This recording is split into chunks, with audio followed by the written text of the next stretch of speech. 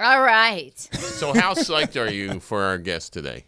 Well, first of all, this is the first in-person guest, so that's how important he is. Yes. First in-person guest in a while, I guess. We've had other luminaries, but nobody like this. Yeah. Nobody this exalted. No, I am so proud of this guy because he has worked it. He has had a journey in media that we're all supposed to have, where you work your butt off and pay your dues and keep paying your dues and get results and get somewhere amazingly. And that's why we're so happy to have you, and we're so proud of all that you've accomplished. You still do owe me the check for for the intro, for the consulting and everything else. Yes. Yes. But we'll let that go today, and we'll talk about it another time. Chad Ricardo has an amazing story. Chad, where are you working right now? Sure, man. That's always a great question, right? So I am a sports contributor at Fox 5. I've just celebrated my 6-month anniversary. Fox 5 DC. Fox 5 DC. An amazing channel here. That's news, right. I mean, news, like so much news. 12 number one shows. 12 shows. All of our news broadcasts as well as a couple of our additional shows. 12 number one shows. So pretty good happenings over there. I am also play-by-play for both the men's and women's basketball with Howard University. And then, of course, the way that I was first introduced to you all, which is with Washington Talent, working primarily bar and bat mitzvahs as well as corporate and weddings as well. All right, so let's unpack that. Okay. Let's unpack it all. So that's a lot. What are you doing at Fox 5? Sports contributor. And what does that mean? What that means is that I cover sports with Fox 5, but I'm not full-time, so I'm a contributor. So I come in and, so I cover, I report in studio. I do a little bit of everything. I think that at one time they said that I am the Debo Samuels of Fox 5 over there, meaning that they use me wherever the versatility that I have allows for them to use me in different roles. Okay, lesson number 1, you got to be versatile. You got to be versatile. That's how you cement That's right. yourself. You make yourself valuable, and that's what you've done. There we go. Yeah. There we go. Plus, you got to be entertaining, and you've always been entertaining. Right. Well, look, I mean, and the first, but before we get into any of that, and I mean, it's hard for me. I'm so used to being on the other side of the table here with interviewing others, and I just want to thank you all, and we'll get into everything else, but I want to thank you all because, as we said off air before we got started, I wouldn't be sitting here having this conversation with you all or anyone else like you all if it wasn't for you all. So I thank you all so very much for that. And then we can get into that story, but I wanted to begin there. Well, thank you very much. Now I owe you the money. Well, there we go. There we go. Thank well, you let's very talk much. about that. When we met you, you were an well, amazing... yeah, let's get to the beginning. Like, this is a fabulous journey.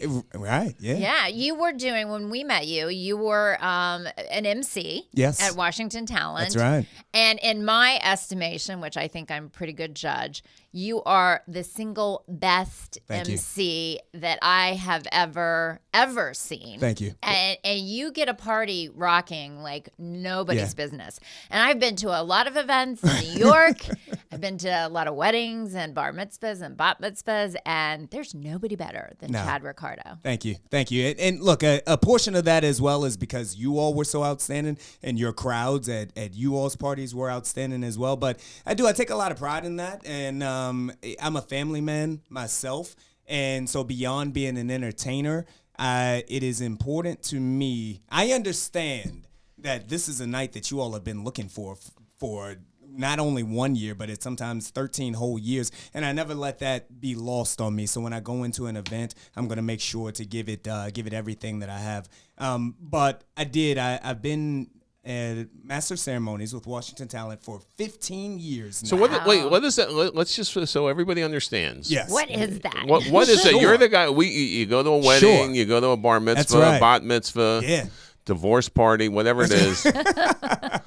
And you're the guy that stirs the spoon, that makes the party happen. That's right. And there's a DJ and dancers, and then there's you. Correct. Right. So I'm not the DJ, as I am so often referred to in this industry. Oh, whoops, I put that on. There we go. Right. Yeah. Yeah, a lot of people do say They DJ. do. You're not the DJ. I'm not. I have a DJ with me at all points in time because I can't do what he does. Like, Mark, I'm looking at you with this board in front of you, and I would get nervous just with that board moving the levels on that. Oh, you should hear my mixtapes. There we go. They're really amazing. There we go. Yeah.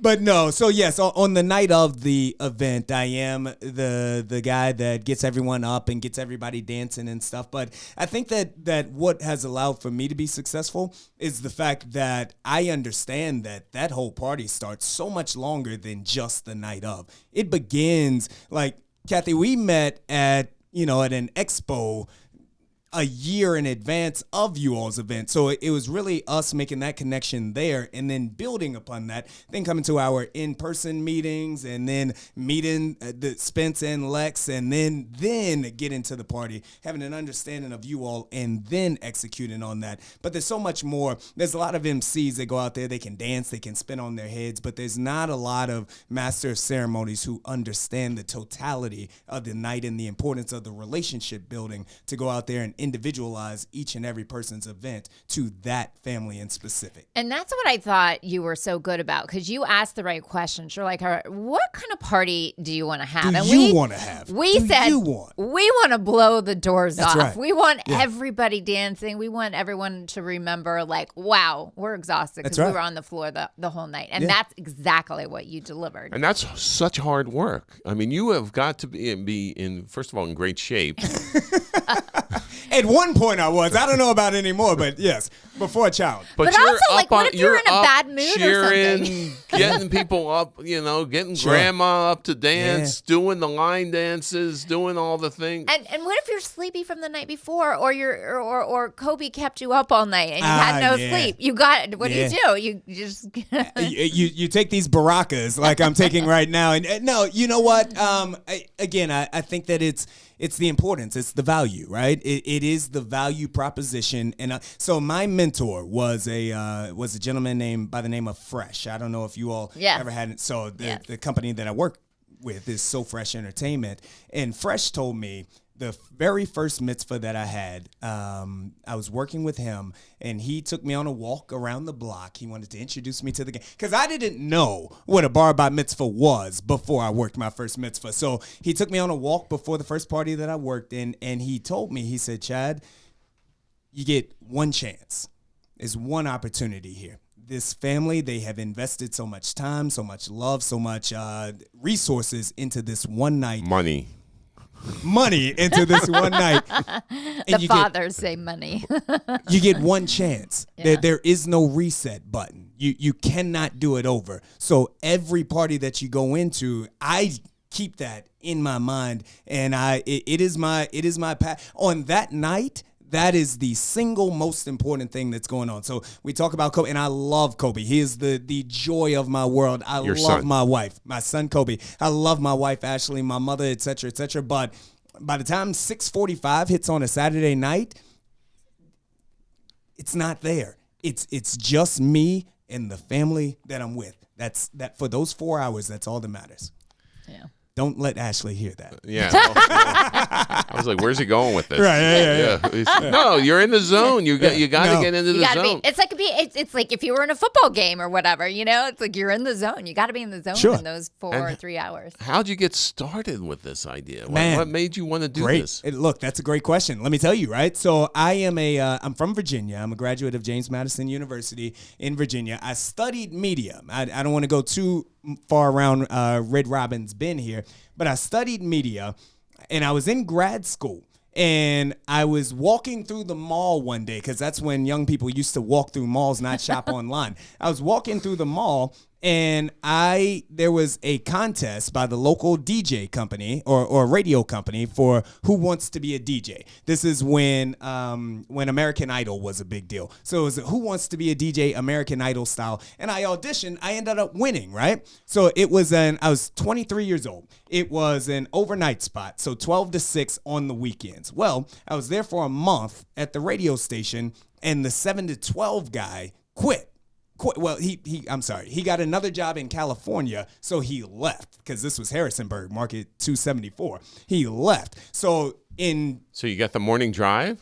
7 to 12. I'm sorry, 7 to 12 evening. Oh, 7 which even, really yeah. started my time working with 13, 14, 15-year-old kids, right? It really did. So that was my first job. I dropped out of grad school because I was in radio now as a radio personality. I moved to Tampa for a year because I just thought that everything was going to happen so easily for me, and ended up coming back here to the Washington, D.C. area. Because went to Tampa for what, to do radio? Or I thought, listen, man, Mark, this happened so easy for me. My first gig happened so easy for me. I just knew that's how life was. This is going to happen. This is what I am talented, and everywhere that I go, they just go. So look, Kane, who ended up doing radio here. At that point, Kane was still in Tampa, and I had done my research. I was like, the Kane Show. I'm going to be a part of I'm going to move to Tampa and be a part of the Kane Show. It's just how this is well thought out. This is who I was. This is why I needed you all. Some 12 years later. But I went down there, and obviously it didn't happen that way. I was dating a young lady who was from here, so I ended up moving back up here, and I wanted to make some money. As I bring this full circle, I wanted to make some money with a microphone in my hand. I answered a Craigslist ad. I answered that. Ended up at Washington Talent. They had me sign a contract. They were like, we're not letting this guy out of the building. They had me sign a contract right away, and I've been doing it ever since. Oh, my gosh. Didn't have a clue what a bar mitzvah. So things do happen for you then.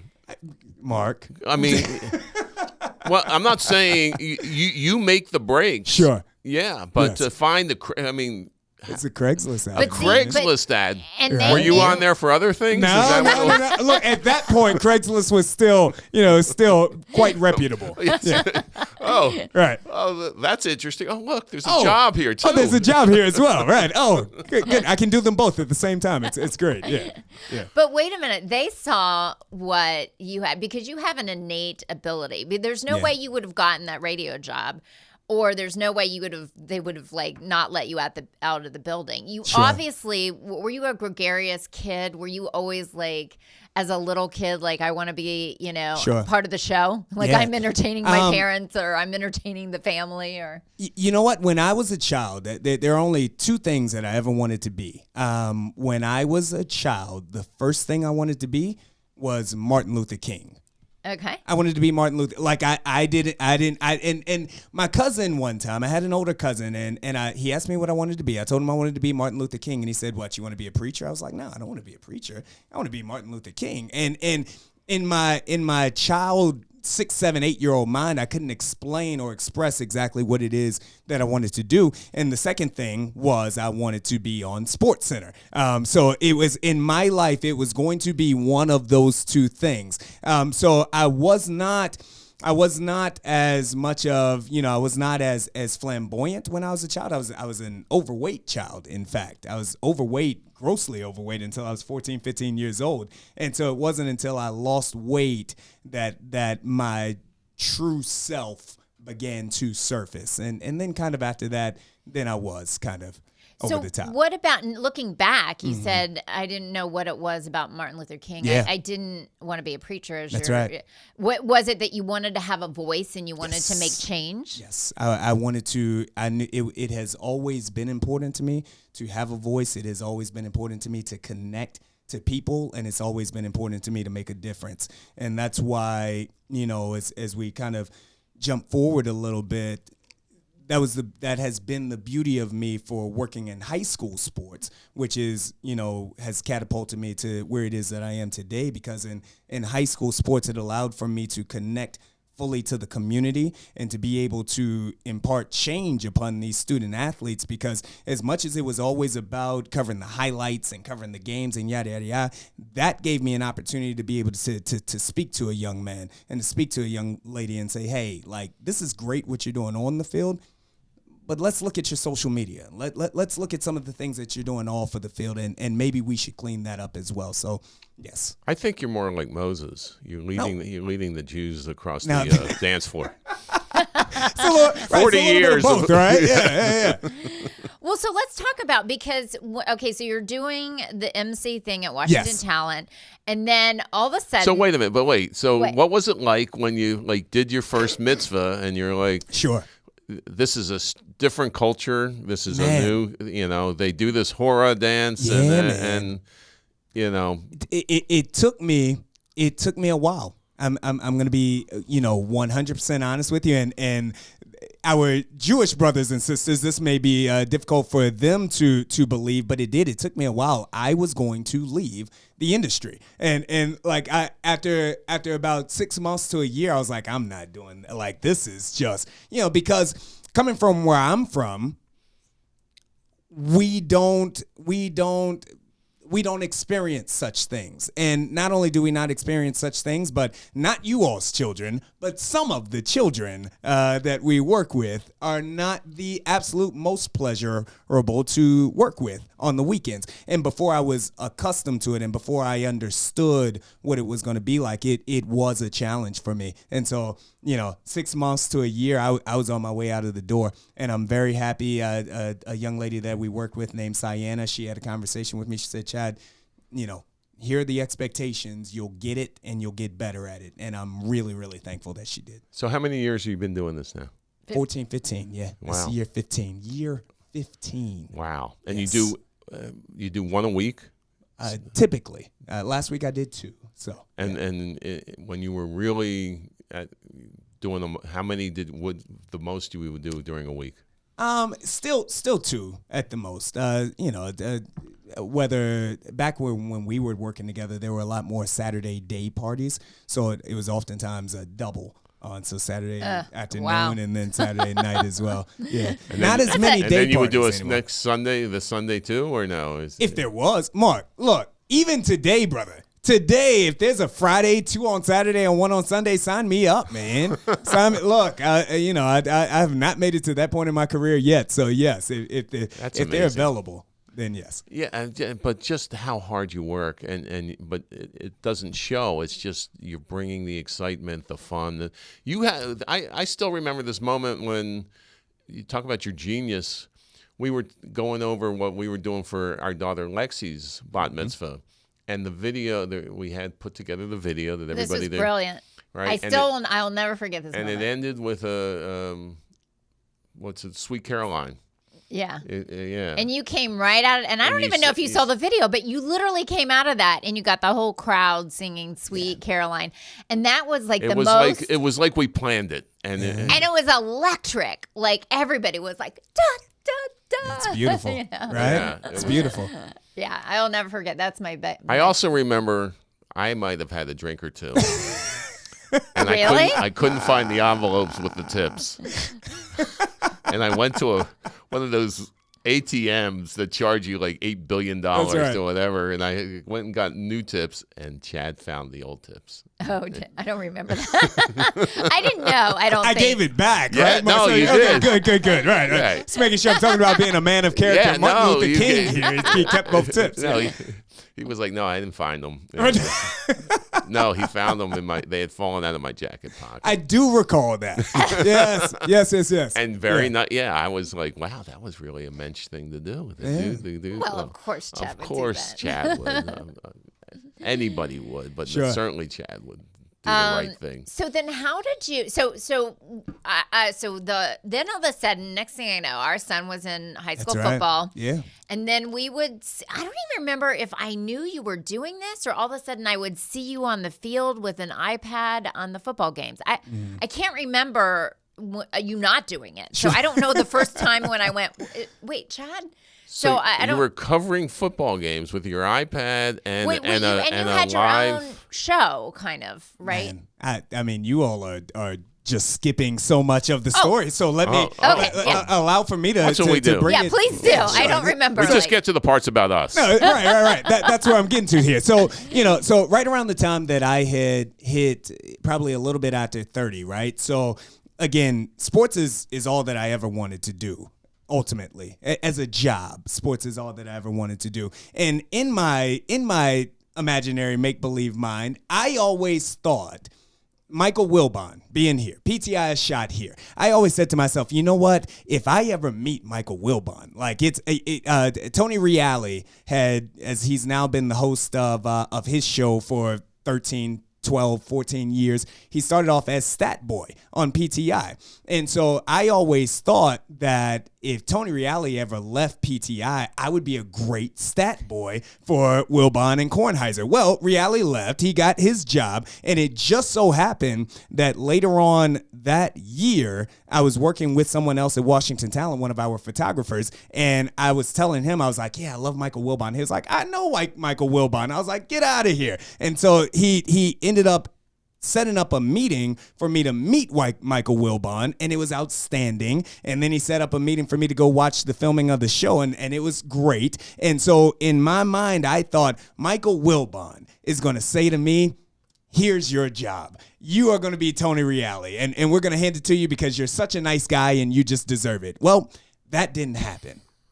Did not happen, because as much as I'm sure that he would have wanted to help me, I didn't have the resume. I didn't have anything behind my name to be able to bring that to fruition. And so it was in that moment after I've turned 30 that I said to myself, Chad, you've got to start doing what you're talking about, or this dream will never come to reality. So that was actually when I contacted you all and asked you all, two people who have been in the industry. That's when I asked you all to have a sit down with me. And that's when we all went to lunch, and it was you all who said to me, because by then I had applied to every open job in D.C., Maryland, and Virginia, everyone, and no one even called me back. No one, every job, not on air jobs, every job, no one called me back. So I met with you all, and you all in your infinite wisdom said, Chad, look, if people aren't going to hire you, do it yourself.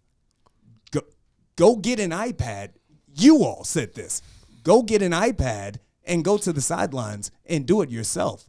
So me doing that, me building the Ricardo Report and everything else that I did thereafter started with that conversation with you all, because you said, go do it yourself. Well, I forgot that part. Yeah, you all said that. You all. No, I recall it because I remember see you, but that's not.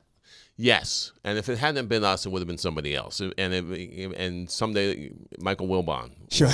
Well, yeah, because you were out there doing it. Yeah. And you were paying the dues and working your butt off to make your dream happen. Not to get back to Martin Luther King, but you had a dream. Right. Right. Yeah. I don't want to belittle, but I mean, that's, yeah. And you worked your ass off. That's right.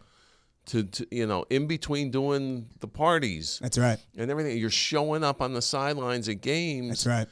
And very well dressed, I might add. Yeah, He looking was like great. The best dressed, Right. And you're still the best dressed guy on TV, I think. And you were doing it on social media, right? Yes. Yeah. So yeah, yes, we are brilliant, and we spotted talent. Yeah. Well, we're only but brilliant it wasn't because that hard we to spotted see. the talent. It was. And what I would say is all the other people were just not. I mean, look at you. You applied paying to attention. every outlet there was. Sure. Sure. That's how you do it. That's how you used to have to do it. Yeah. In life, in business, in TV, in news, in journalism. That's the road that But then you took it. I mean, you were not only good at, well, first of all, because there was a missing link in high school sports, and 100%. Yes. And people were not covering it. Football. Correct. I think you started with football and then you moved on to other sports. But so there was a big hole, I guess, that you were filling. And but not only that, and you were really good at what you were doing, but then you started making connections with the parents, with the players, and you became a mentor to a lot of the players. And like I remember even, us, we had a football player at the time who was on the field, and it's like, hey, you can say who it was. Spencer Silverstein, quarterback, winningest quarterback of Richard Montgomery High School to this day. When the Rockets were headed to the playoffs and such. Right. And beat the Northwest and did not beat QO, but that's hard to do these days. That's hard to do forever. But yeah, I mean, we asked you to give Spencer advice because we knew, and I'm sure a lot of parents asked you to talk to their kids because you would. Hey, didn't you play football too? I did. You did. I so did. You I also did. came Not necessarily very well, but I did play at JMU. Yes. Yeah, so you also had the knowledge of the sport as well from not just covering it, but also from being a teammate. That's right. And I remember you telling me about a couple of football players that we were just talking about, and you would spot out. You'd say that kid has a lot of talent, but what he's his downfall at the moment is he's being a singular player. He's playing as an individual not playing as a teammate. Yeah. And if he wants to be great, he's got to play as a teammate. That's right. And so you would look at these things differently than a lot of other people. Sure. And that's so for me because football is and always will be my primary sport. So for me, in playing the game, I never had, if we wanted to get really down to the scientific aspects of things, I never had the quick twitch in my body to be able to be an amazing, outstanding athlete. But mentally, I always understood the game, in my own opinion, at a level that a lot of other people didn't. So, and that's still what I do here today. It's in taking that understanding of the game and analyzing the game from that perspective. So, yeah, but just with high school sports, and that just goes back to what it is that we said. It is that opportunity to connect with the community and to be able to have those relationships, the individual relationships with the student athletes. But it was really about brand building. What we talked about, it was brand building before brand building became a buzzword, before anyone else really understood what that was. So I understood, or what it is that I did is when I first started, right? So I had relationships with you all. So I could work with Spencer and I could talk with Spencer and whatnot. And then you had the 4 and 5 stars that play at DeMatha and Good Counsel and stuff. Well, those guys don't talk to everyone. They're hard to get in contact with. So what I understood then was that what I need to do is I need to make a connection with them when they're 8 and 9 years old. So I started calling games. It was kind of, I was single then. I started calling games, the local youth games down in Washington, D.C., the league that all of the stars played in. I was calling games from 11 in the morning until 4 in the afternoon. So I was building these relationships with the kids and the parents then. And then I would go do my mitzvah at night. So, so it's an all-day thing. But now by the time that the Rakim Jarrett, that the Blake Corums, who are now off playing in college and will be playing in the pros, now by the time they get to high school, I've known their parents for 4 and 5 years now. I've known this kid. So now when I call, they give that interview. There's no question about it. So it's relationship building, it's brand building and everything else. And that's really what I built my career on. But just to go back, that was brilliant, though. That to was think really, about that was the kids. That was my idea, actually. No, I think that was Chad's idea. I think this one was my idea. I think this one was my idea. Now Mark's going to take credit for everything. When you get that next big job, that ESPN, is brilliant. Yeah, that was a brilliant move.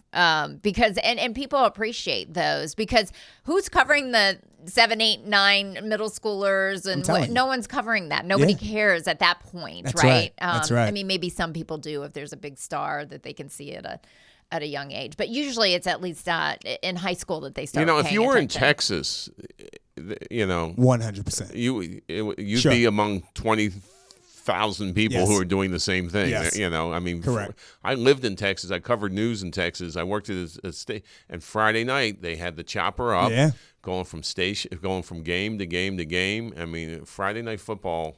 I mean, huge. Friday night lights. It's a religion. It's a religion. But here, No. yeah. But And- you've turned it. You have made that opening and made that happen. It's been my goal. It's been my mission, and I'm happy. I'm thankful for to bring it to where we are now. I'm thankful now that that Fox 5 and Paul McGonigal and such that they were willing to really embrace and to understand what it is that I've been building and to tap into that. But and it pays fruition. It bears fruit even for the station because Caleb Williams wins the Heisman this year. I've been covering Caleb Williams since he was in 7th grade. I've got his dad's phone number on speakerphone, right? Like, I can call him right now. Like, I know these kids. I want to talk to him right now. We can call Mr. Williams right now on the line. But, the Blake Corums, the Rakim Jarrett's, all of these. You're the Adam Schefter. Well, that was, then as we continue to build, 100%. The Kiki Rices in basketball, Jaden Donovan, so on and so forth. Because this is a hotbed. It's a hotbed. When you talk about Yes. DeMatha, I mean, it's a legend. Chase Young, I've known him and his parents since he was in 9th grade or so. Yeah, absolutely. Wow. Now, is Fox 5 covering the high school sports as well? Like during at least football season? Or Yes. they? Okay, they are. Oh, good. Yeah, so this year, again, so I did just sign for 6 months. So I signed right as the season started, and I did Game of the Week every week. So I was on the sidelines reporting pregame, reporting on the sidelines. And Live? Then Were you nervous? No. Listen, Mark. No, Mark, you wouldn't. There is nothing. There is. I obviously do television now. I've done radio, but there is nothing that is more nerve-wracking than walking into a bar and bat mitzvah during the opening dance set at 8 o'clock. When 8 o'clock hits at a bar bat mitzvah, and when you've got 200, 300 people coming into the room who don't necessarily want to dance, and you have to get them dancing, there is nothing more challenging than you can put me live all day, any day. And but this is it's funny to say, right? But it is all part and parcel to what has allowed for me to be who it is and what I am in my career. I would tell people all the time that I've taken a very long route to get to where I am. But honestly, without this long route, I wouldn't be what I am in these settings. Fox 5, they can put me anywhere, and I'm because I've been doing mitzvah. I've been doing mitzvahs for 15 years. Yeah. Absolutely. Like, people, do you want me to read off a teleprompter? Come on, man. You're gonna ask me any question? Yeah, but let me go back. Let me go back. So you're standing at you're making the connections. Yes. You're covering the football games or the high school sports. You're standing there with your iPad and the thing that shoots it live. So how big was your Facebook following? How big? What were you broadcasting on? Or brand building.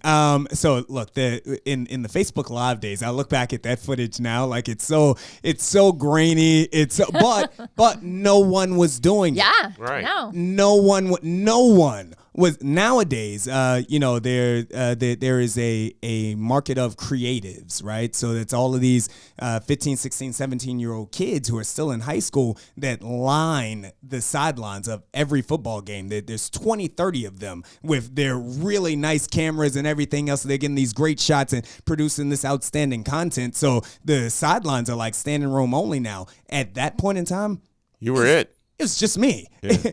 So, like I don't like to toot my own horn, but I would tell these hey guys, like I started. I started all it, but that's not. Let me tell you, kid. Back in the day, I used to do it. I used to do it in black and white. That's right.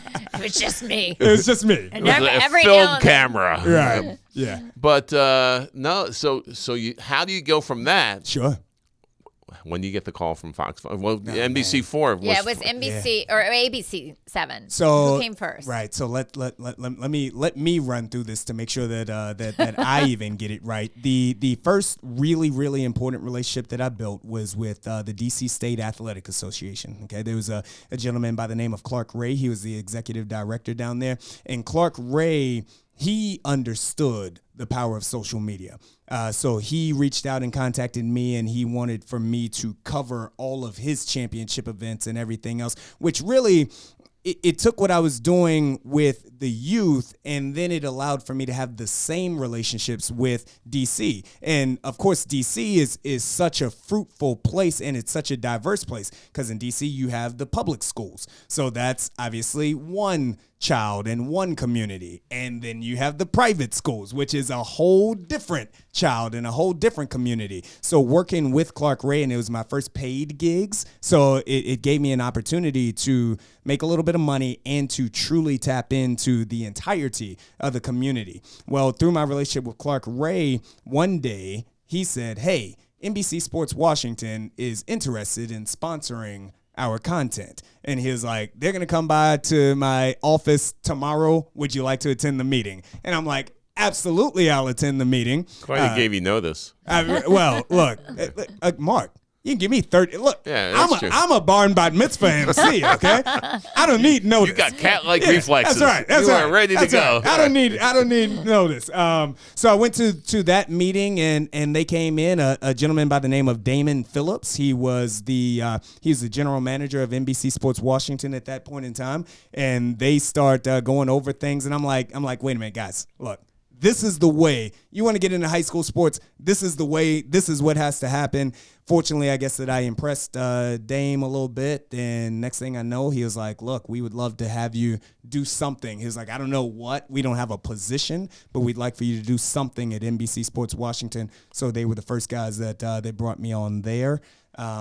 And I thought that was going to be it, but then the pandemic hit, and the pandemic hit. Yeah, and all the whole sports programs everything stopped. Yeah. Wow. Yeah. So I was there for probably about 8 to 9 months before the pandemic hit, and Kathy, that was hard, man, because again, at that point in time, it had been 7 years hustling for 7 years, Mark, and I thought that I had finally gotten in the door. And I made it through the first wave of cuts. Like, I wasn't one of the first, so I was like, maybe, maybe high school sports will come back. And then when I got the call from my editor at that point and told me, because, again, being a contractor, I wasn't working at all. And I've got this baby, and I've got this new wife, and I'm not working at all. And well, also the bar and bat mitzvah stopped, too. They stopped, too. Like, Kathy, everything stopped. Kathy, I'm bringing in no money at all.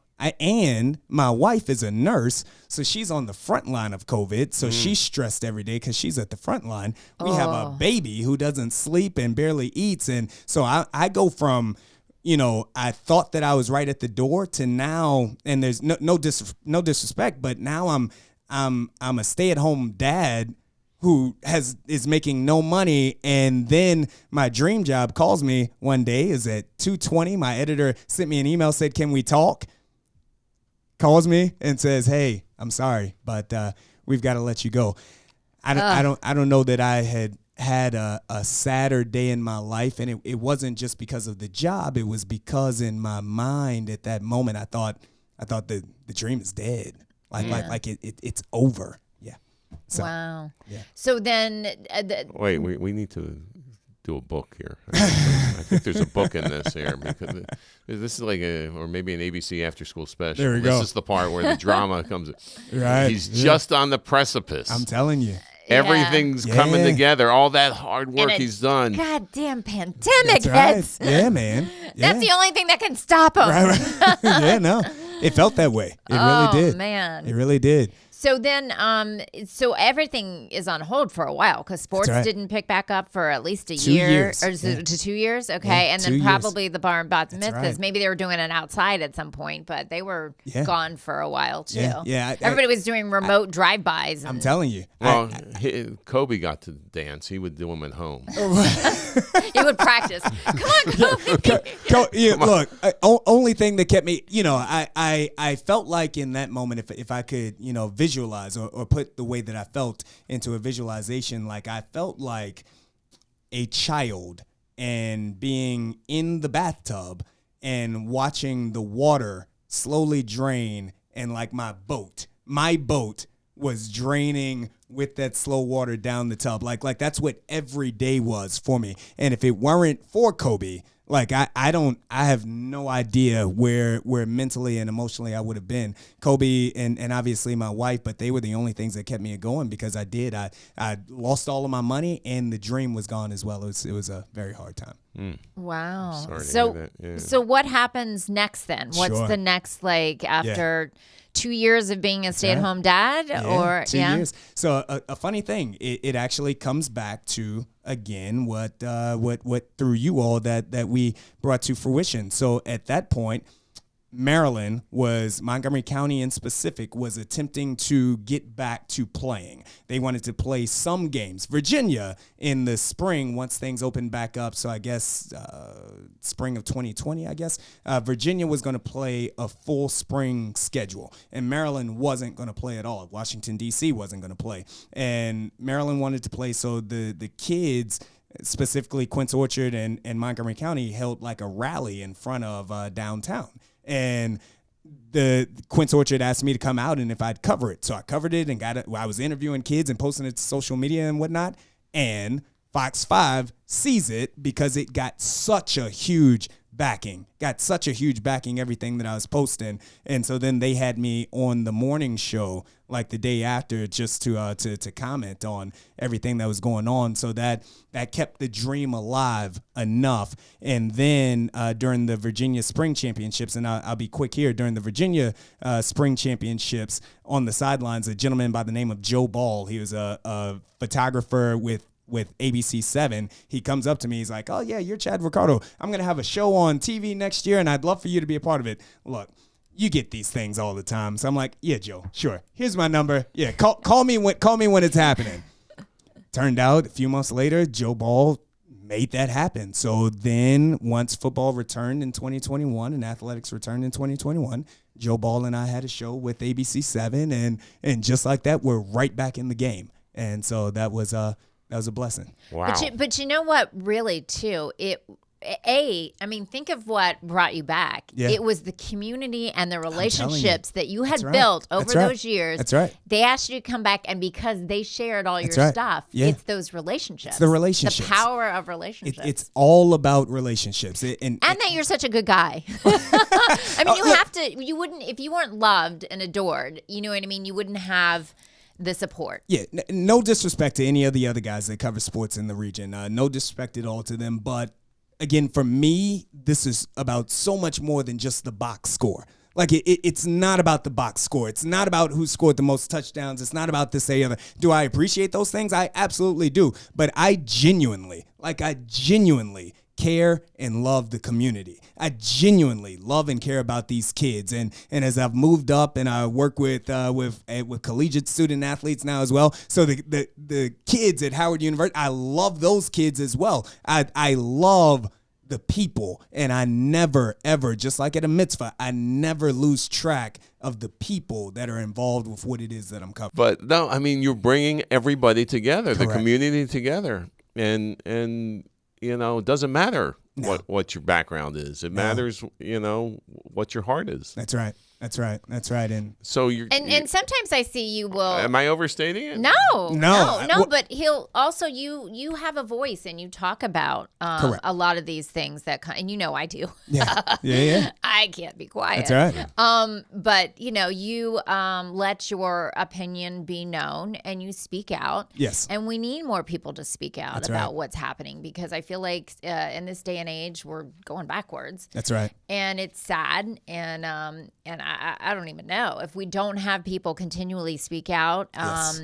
and understand that you know this is we can't go backwards. No, we can't. We can. And that's the goal. That is the goal for it. It's always been the goal, and now that's beginning to come to fruition, is to always be more. Is to always be more, to always mean more, and to always be a representative. It's important to me to be a representative and to be a voice the greater DMV community, and we'll see how far and how high we can take this, and to continue to expand the platform and just be an even larger voice, and to be the right kind of influence. To be the right kind of influence. What you're doing basketball games too? What did we say? I cover basketball. Wait, for who? Yeah.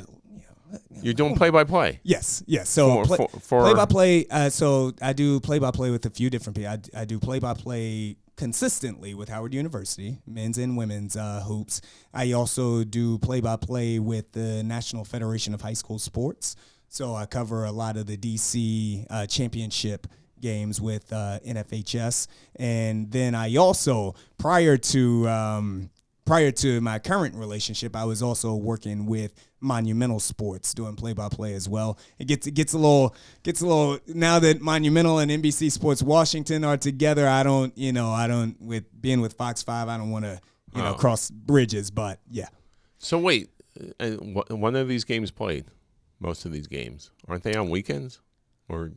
Fortunately, no. Now with Howard, I do have a lot of games that again run up to 5 o'clock. Right. Like it's nothing for me. It is nothing for me to, and when I say it's nothing, I mean I do it often. Not that it's not challenging, especially now that you get older and you have a child and a wife and whatnot. Because for me, I love these things. I would do these things 24 hours a day because I am fortunate enough to do what I love. I had a dream of being Martin Luther King and working in sports, and daggone it, I'm kind of doing those things. I would do, but my wife sometimes would like me home. She would sometimes like me home, They're like that. Right. It's crazy.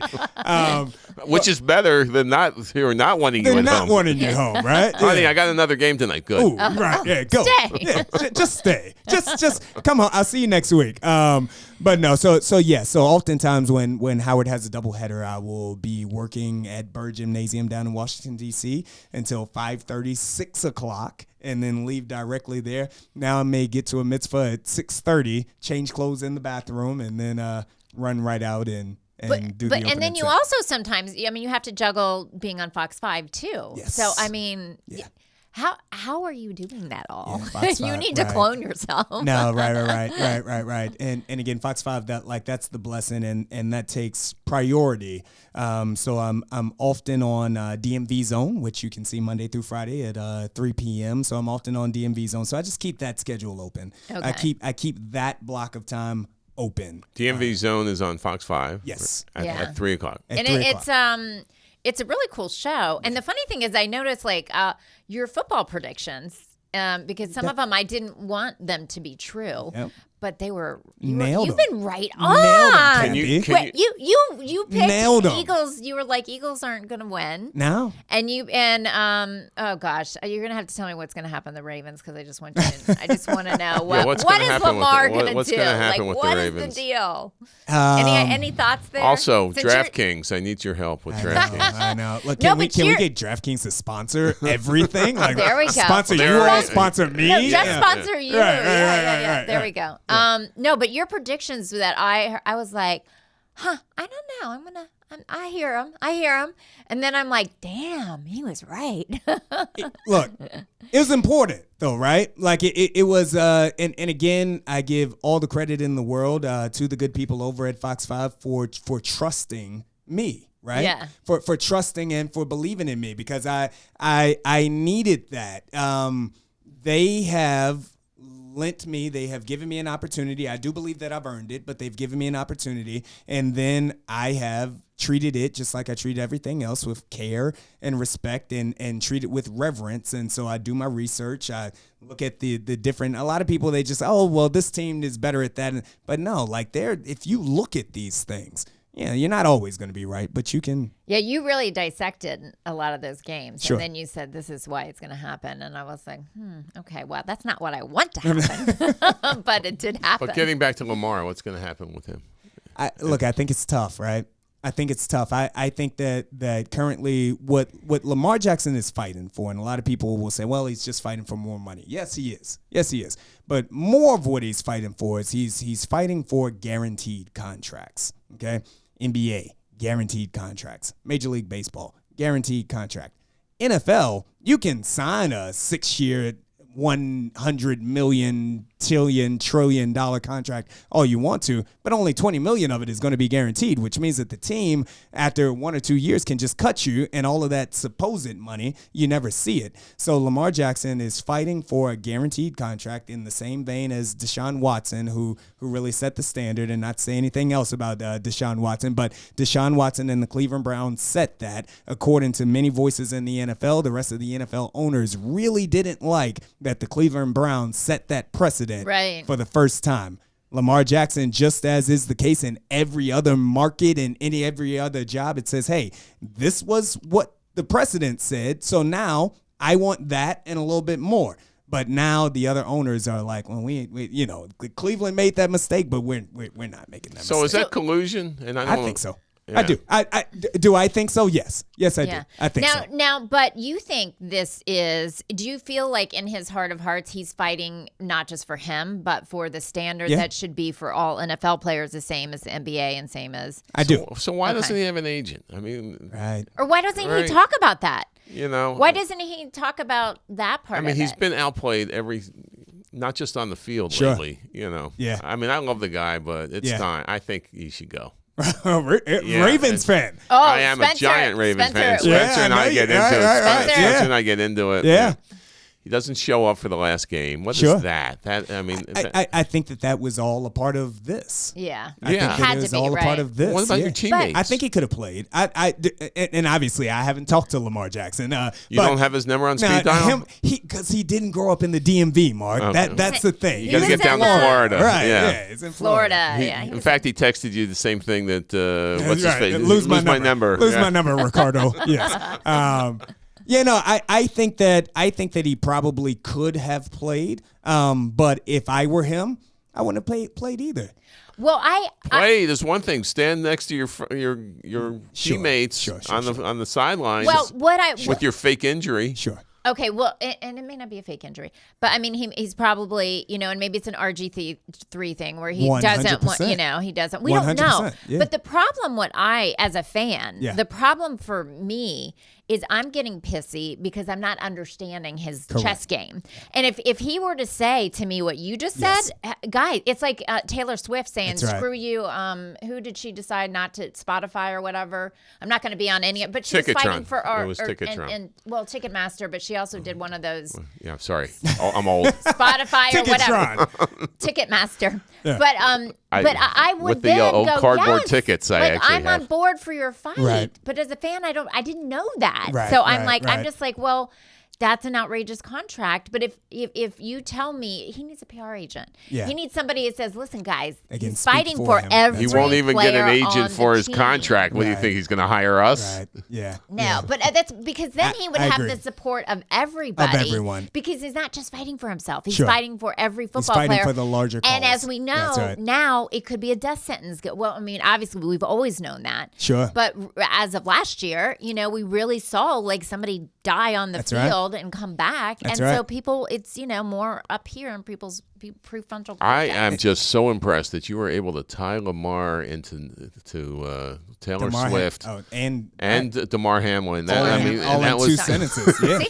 No, but that was great. 2 sentences? That was not a 2 sentences. Mark, I heard 2 sentences.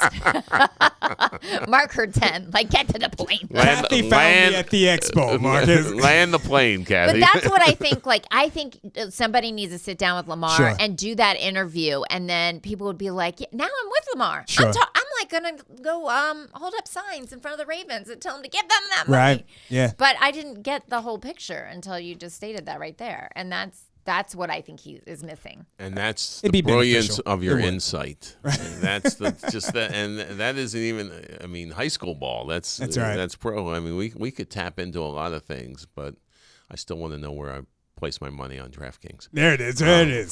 That's why we had you here today. Let's talk about, because I know we can't keep you too long. You have 17 jobs you have to get to. You are also on the board of the Sports Moms Foundation. That's right. So you also are. It's so good that you not only give back every day when you talk to people, because I hear you talk to players. when you're doing interviews, even you use every opportunity you can to reach them and bring them to a different level. Yes. Or sneak in some advice. That's right. And I've heard you. But also you do this with this foundation. Tell us a little bit about that. Sports Mom Foundation, and absolutely worthy cause. It was started by a woman by the name of Stacy Stewart. Stacy Stewart, who is now Stacy, I apologize. She is now the CEO, I believe, or the president, or both of Mothers Against Drunk Driving now. But she and her husband, Jarvis Stewart, they're an outstanding people. Now, Stacy, I first came in contact with her. She was on the sidelines taking pictures at games in Washington. Didn't no clue who she was in the totality of things, but she's on the sidelines, and at that point, people didn't know who she was. So she was having some issues getting access and getting this here. I'm like, look at this nice woman who's giving back to the community. So I kind of took her, I don't want to say under my wing, but I helped to open a couple of doors for her in the beginning, and then I found out how wonderful and how influential she was. So she and I just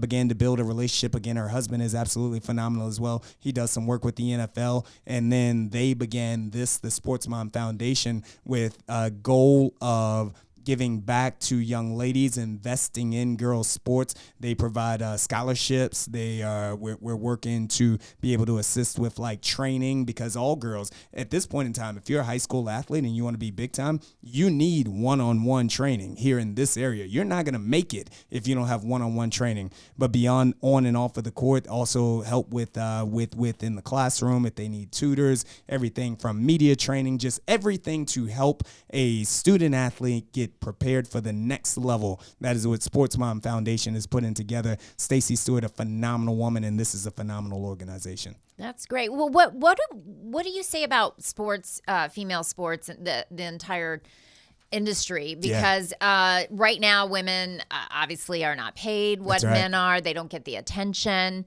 How does that change? And and why is that? Is it what is it? Sure. Yeah. You're like, that's a deep dive. Well, do you want me to sound like the old crotchety right-wing guy? Okay. I'll let you sound like that, They don't Mark. put the asses in the seats. There we go. Okay. Unfortunately, right? It's like building, and then building. some of the sport, like soccer, women's soccer's getting more and more popular. But so is it also like men's soccer for a while? Like men's soccer, it just takes a while for things to catch on and get popular. Like men's soccer wasn't as popular here for a long time. I think it's getting way more popular. But so it's really just that. They got to build the brand. They got to start okay. That's it. You got to, I believe, and I could be wrong, but I believe that you have to generate the revenue in order to, to take in the revenue.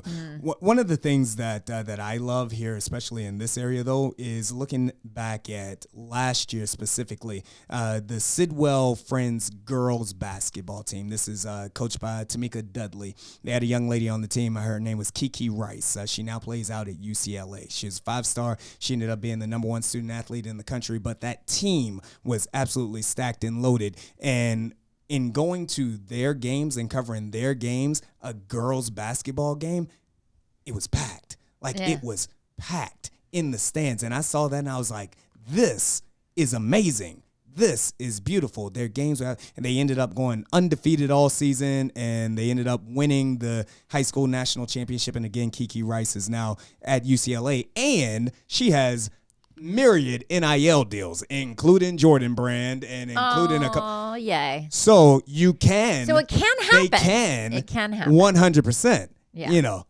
It just needs the foundation. Sports Mom Foundation. Sports Mom Foundation, yeah. And Stacy has started that. But that's what we need. We need a boost, I guess. Need a boost. Everybody needs a boost at some point in time. And that is what Sports Mom Foundation is attempting to do for girls, not only here in the DMV, because Stacy and the foundation has been able to assist some young ladies in Texas and in the South as well, but primarily right here in the DMV. So last question. What's next in the dream? Where are you going next? Are we going to ESPN? Are we going to take what Wilbon's are we doing? job? What are you going to do? Because you're going places. You're going to I be so appreciate big. that. At one point, we're going to go. How do we? Wait, Chad's going to go. You're People not. are going to be going, what's that ESPN guy doing with the bat mitzvah? Right. Why is he? Why is Chad talking to Kathy and Mark? That's right. That's right. No. You all will always be able to get me right here in the same way that you did here today, because I consider you all family. What's next? You know what? One of my New Year's resolutions, and I don't believe in New Year's resolutions per se. I don't, but so one of my life resolutions is to be a little more focused on the present, as opposed to, because I drive, and I'm sure that you all as being high achievers do as well, I drive myself nuts with what's next, right? Right now, my life is an absolute blessing. I have a phenomenal wife. I've got this 3-year-old boy who is just even more amazing than I ever could have imagined. And again, I'm working at Fox 5. I love it at Fox 5. I think that the talent that we have, it is an extraordinarily diverse place. The talent pool that we have, and more than that, the roles that they allow me to fill, because I do more than talk sports there. I have an opportunity on some shows to talk about social issues. I have an opportunity on other shows to be funny. So there's a myriad opportunities to grow there. So in the present, I am looking, Mr. Paul McGonigal, to continue to grow at Fox 5, and then we'll take it from there. That's awesome. And you always have an opportunity to show men's fashion, because you are one of the most fashionable dressers. Well, thank you, thank you very much. If anyone's Even watching, today. if anyone's watching, and you know they'd like to add that to my list of things, I'd be right there. You need a clothing allowance, and you need a sponsorship. There we from go. A really cool, like a couple cool brands. There we go. And if it was Lexi, she would want them to be sustainable brands too. Hey, Lexi, let's find those together. You know, Okay. we'll brand our social media with it. It'll be perfect. All right, so where do people find you? There's a lot of places. There's a lot of places. We only have a few Where do minutes we left. not find Sure. that? You can find me at Real Chad Ricardo on Instagram and Twitter. Just Chad Ricardo on Facebook, and Chad Ricardo on LinkedIn as well. And again, you can see me typically a couple of times a week on Fox 5, and everything else you'll see me on social media.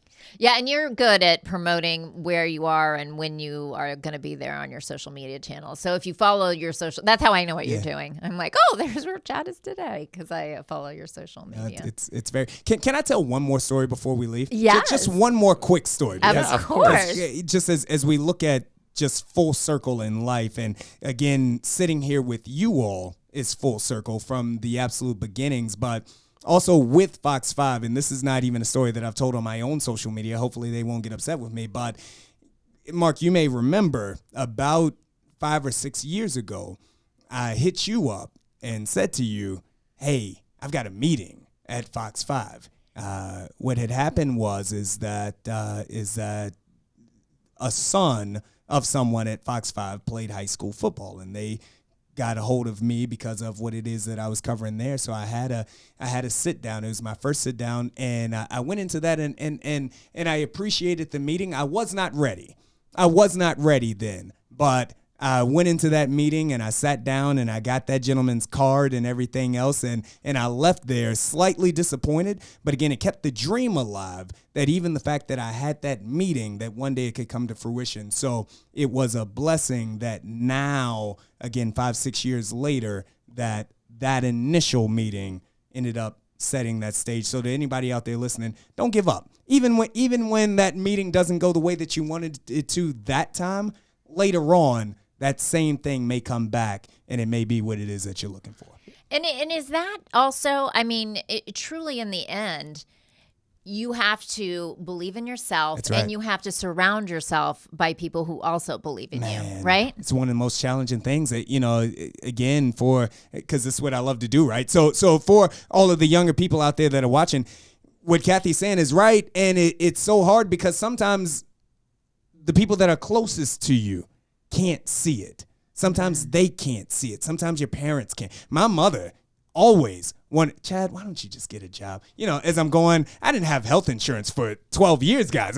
Chad, why don't you just go get a job? You love kids, just be a teacher. And nothing, God bless teachers. Just go be a teacher. Just go get a job. So sometimes the people that are closest to you, they can't see it either. And you have to have that laser focus, and you've got to believe in it yourself and keep working to bring it to fruition. Yeah, and not let it go. And what I find too with with my kids even, sometimes people around you actually, when you have a little success, they get a little bit jealous. 100%. So you have to really surround yourself around people who are your true people. Yes. And who want to see you and are happiest when you succeed. That's right. Even if they're in the same profession. That's right. And you're getting skyrocketed and they're not. Yeah, like-minded individuals. You have to be around like-minded individuals. That's something that I didn't understand. Maybe I did. It's just that me and those people, we had like minds in the pursuit of other things that were not professional. But yes, you've got to be around the right people, and you've got to be able to block out all of the negativity and just not pay attention to it and just keep going. Back to me. There we go. Yeah. It's my favorite. Was I helpful? favorite. Me Yes. too. Me too. We think great minds think alike. Yes. Was I helpful when you had that meeting? I think we were messaging each other on We did. Facebook. No, we were texting. He's not going to We were say text- it, we were texting. but you didn't return his call. No, I did. well, it's like because I wanted the meeting. Right. Like, I hear you're having meetings. No, No, you, I remember messaging and Yes. and yeah. what did I say? Look, I mean, I could go back through our text and tell you verbatim, but you were helpful. Again, I just like when I met Mike Wilbon years prior, I hadn't done it yet.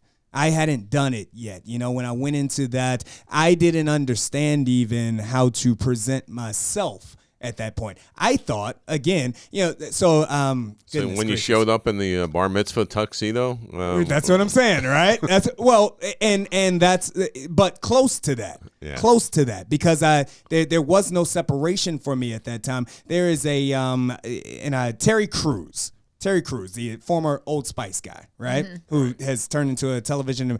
I don't agree with everything that Terry Crews says. Let me say that. But I read his book, and one of the things that he talks about is that for most of us, the idea of a dream, first of all, like we look at it like it's a lottery ticket. Like I am going to find this lottery ticket and I'm going to cash it in, and that's it. When obviously people who truly do it understand that it's far more about the little steps and the little work that you do every single day. So just like previously with Michael Wilbon, I thought going in there to Fox 5 that first time that I was going to go in, they're going to see my suit and say, here's a job.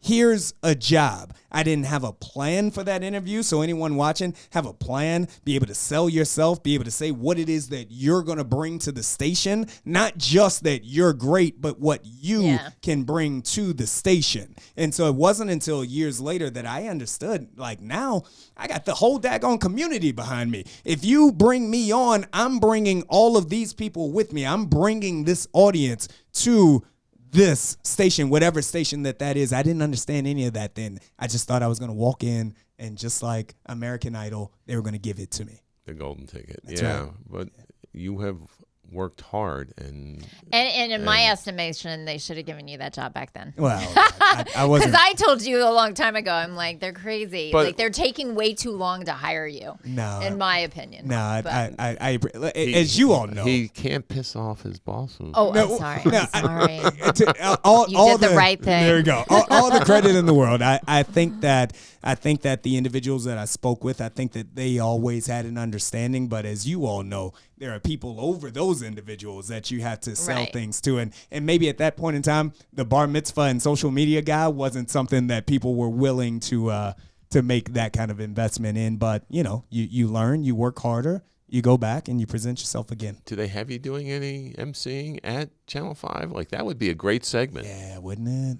Wouldn't That would be Fox 5. If they want to have a killer party, that would be a great segment on air. Look, just like a large swath of the population that aren't people that we know, I don't think that a lot of people understand. So one day we did our Halloween special, and for our Halloween special, everybody dressed up in Halloween, and they did Super Bowl performance because the Super Bowl was on Fox 5 this year. And they're like, okay, Chad, so your role is you're going to be the sideline reporter. So after they lip sync perform, they're going to come and you're going to interview them. And again, I'm sure they were thinking, well, we'll give the new guy the mic and I was like, absolutely. That is 1,000,000% in my lane. And I think that it was on that day that they were like, wait a minute, like this guy, there's something to him that's more than what it is that we know. And there's bigger things.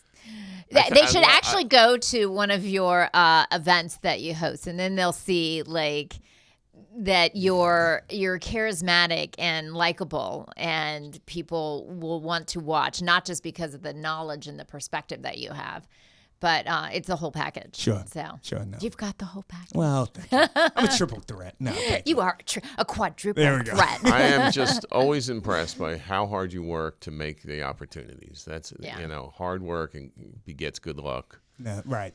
100%. But it's not just luck. Good luck with you. It's really stuff that you have earned and put in year after year after year. And one day somebody will write a story about, it was like Sharon Stone when she had that first movie. They were like, she was what did they call it when they instantly find somebody? An overnight success. Overnight success. Overnight success. And she was right? like, yeah, I was a 20-year overnight right, success. Yeah. Overnight success. Just showed up. Right, yeah. You'll show up on national TV and they'll go, and he was an overnight success. And you're I've been working at this since I was for so long. 10. when I first posted on LinkedIn, nonetheless, not Twitter or Instagram, on LinkedIn, when I first posted that I had signed my contract with Fox, a veteran in the sports game here in Washington, D.C., I won't mention his name, posted on my LinkedIn something about how I had to have more than just style and I needed substance to win. And I'm like, buddy, dude, like, do you know how long I've been? You don't even know me, but that's, because that's what people want to do. You haven't earned it, right? I really think it was shitty of Ovechkin to do that to him. That darn Ovi. It's right after he lost his father. It's understandable. All right. Well, thank you, Chad. You're entertaining as always. No, Good luck. And tell Kobe and Ashley that we said hi. We have to see Kobe in person. Yeah. And you know what? One day there we'll. More Kobe's coming? Mark. I think I have to be home for that. Well, that would be, okay. That's why she wants him home. That's right. All right. Well, thank you. Amazing story. What a great time. Thank you so much. Thank you all for everything. That's it for today's podcast. After Deadline, the Media Podcast is a production of On the Mark Media. If you enjoyed it and want to hear more of our interviews with incredible journalists across the country, be sure to follow us on social media at On the Mark Media and subscribe to After Deadline, the Media Podcast, anywhere you get your podcast. Until next time, we'll catch up with you after Deadline.